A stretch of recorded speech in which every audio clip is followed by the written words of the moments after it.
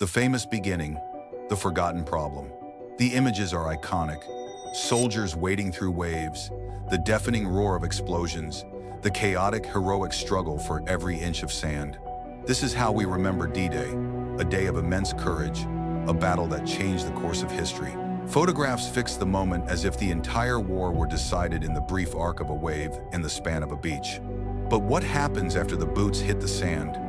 What happens to the hundreds of thousands of men, tanks, and vehicles that followed? When the camera pans away from the surf, the real work begins. Stretcher bearers threading through smoke, engineers probing for mines with bayonets, signalers lifting aerials like saplings into the wind, and cooks kindling stoves behind dunes so men can swallow something warm and keep moving. Victory at the waterline is only a doorway. Beyond it lies a continent to be fed, connected, and kept in motion. The real war wasn't just about the beaches.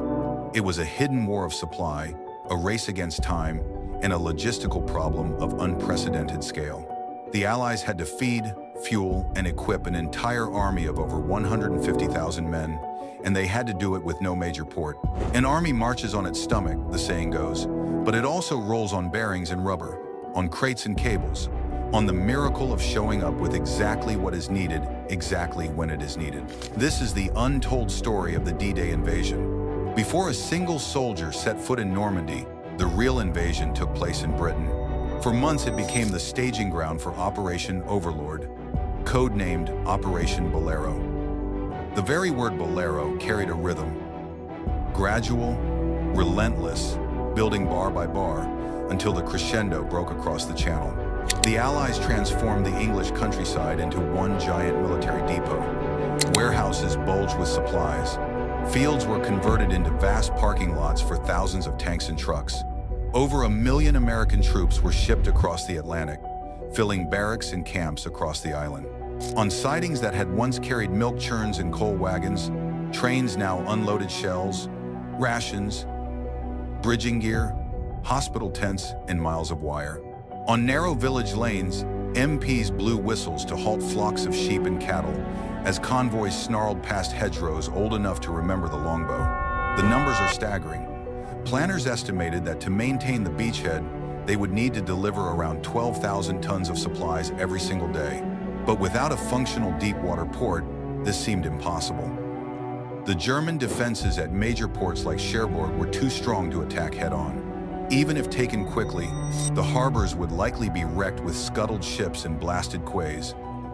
To attempt a traditional invasion was to invite a famine of ammunition and fuel before the first hedgerow had been cleared. The Allies had to invent a solution. They had to build their own ports. The idea seemed insane. The plan was to build 2 entire functioning harbors in Britain, tow them across the English Channel, and install them off the coast of Normandy. They were called the Mulberry Harbours. These were not simple piers, they were engineering marvels.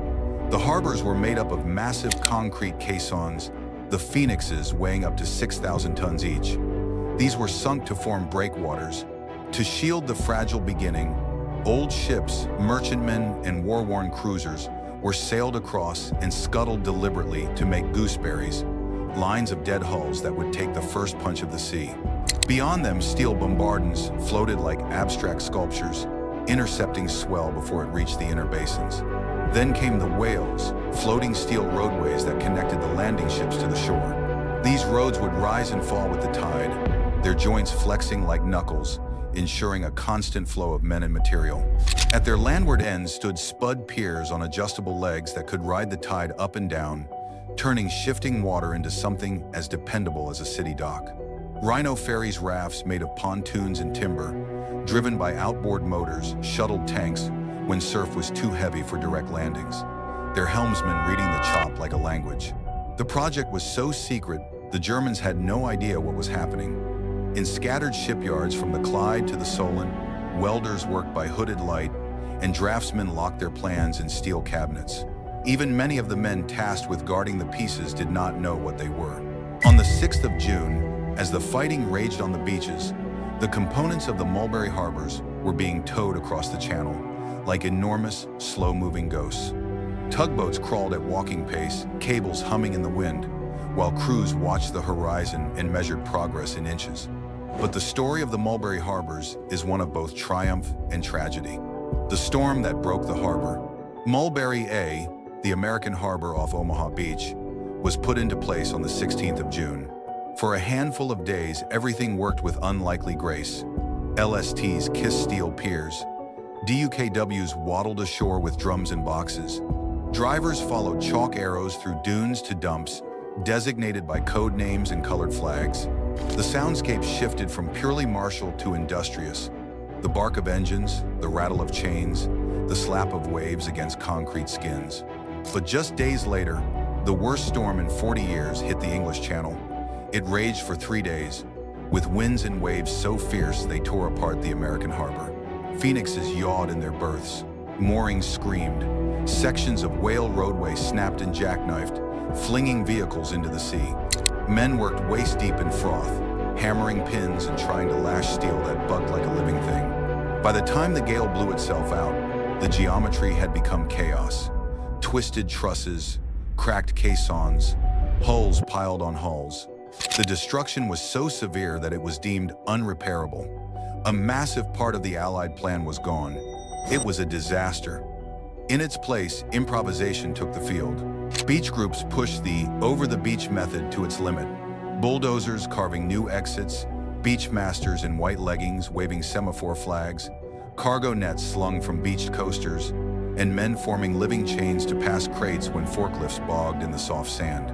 But across the bay, Mulberry B, the British and Canadian harbor, held on. Though damaged, it survived the storm and continued to operate, becoming the single most important supply line for the Allies for the next 10 months. It proved that the concept, at least, was a success. Through Aeromanches flowed mountains, tin stew and tea, tank tracks and tires, blankets and bandages, field kitchens, and Bailey bridge panels, the alphabet of modern war, laid out on ledger sheets and lifted in nets. The little Norman town learned to sleep through the clank of winches and the distant, constant cough of pumps. The invisible pipeline, PLUTO. Another monumental problem was fuel. An army of tanks, trucks, and jeeps runs on gasoline, and tankers were easy targets for German U-boats. Even when they slipped through, every barrel had to be manhandled ashore, rolled, stacked, guarded, and decanted labor, measured in sore backs and spilled drops. Engineers developed a flexible pipeline that could be laid on the seafloor by a converted cable-laying ship. The idea was to pump fuel directly from storage depots in England to depots in France. It was the world's first ever undersea pipeline. On the English shore, camouflaged pump houses throbbed day and night, gauges quivering as petrol surged south in a continuous, invisible stream. On the French side, hoses snaked into tank farms, hidden in orchards and behind hedgerows.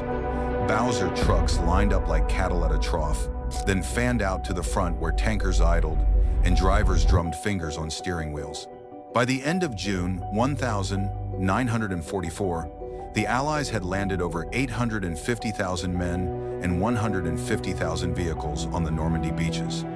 That astonishing feat was not just about the fighting, it was about the ingenuity, planning, and raw logistical power that made it possible. Each statistic contains thousands of unphotographed moments. A driver tapping the fuel gauge and daring a hill, a sapper tightening the last bolt on a pier leg, a clerk aligning carbon paper and praying the columns add up, a cook stirring a Dixie of tea because morale travels in mugs as much as it does in orders. The story of D-Day is often told from the front lines, and rightly so. But the full picture includes the architects and engineers who worked in secret, building the bridges and laying the pipelines that no one saw. They fought a hidden war, and in the end, they made victory possible. The beaches were a threshold. The real crossing was from idea to implementation, from blueprint to tide, from the problem no one could solve to the machine that solved it hour after hour, tide after tide, until France itself began to move beneath Allied boots and wheels. Every mile ashore multiplied the need for order. Depot officers arranged dumps by the book. Class I for food, Class 3 for fuel, Class Phi for ammunition. Sentries paced between pyramids of crates while chalk boards tracked incomings and outgoings to the minute. Drivers received route cards, timings, and strict speed limits not to save petrol or tires, but to keep 1,000 vehicles from turning a lane into an unmovable knot. If a truck broke down, recovery crews winched it aside within minutes. If a load was misrouted, dispatchers corrected the flow like blood returning to an artery. Such details did not make headlines, but they made history. Even today, fishermen sometimes snag a rusted chain, and school children trace a finger along rivets that once met the tide.